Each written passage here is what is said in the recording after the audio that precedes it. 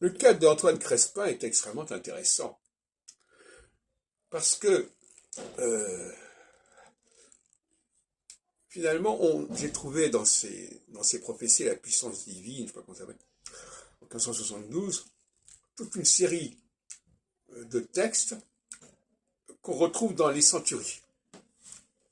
Et ça n'avait pas été signalé par Ben Azra dans son répertoire chronologique, ni évidemment par Chomara, ni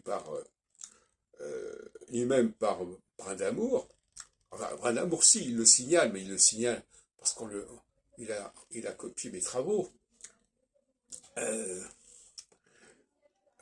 qui étaient encore inédits d'ailleurs, qui étaient sous la forme d'un mémoire de doctorat qui n'était pas encore soutenu.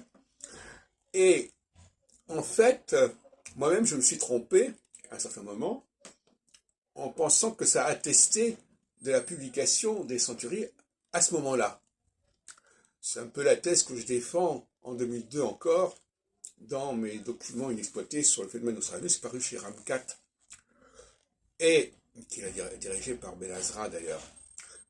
Et par la suite, et c'est un des points importants de mon post-doctorat de 2007, je travaille énormément sur la question des emprunts, et en fin de compte, déjà avant cette période-là, j'ai expliqué que, en fin de compte, on avait récupéré Crespin.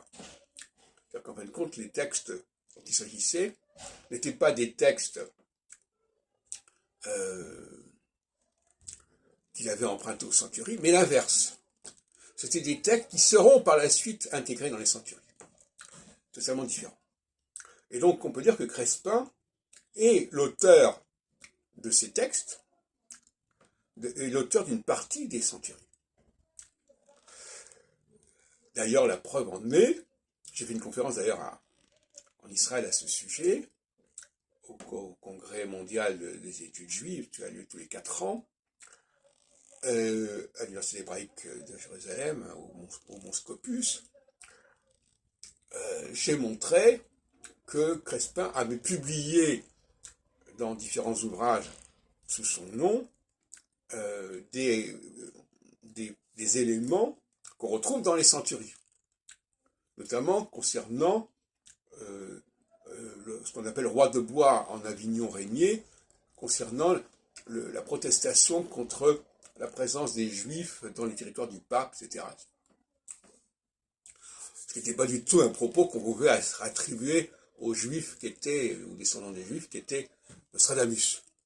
Donc il y avait une incompatibilité. Donc la thèse que je soutiens actuellement, c'est que Crespin, on a puisé dans Crespin.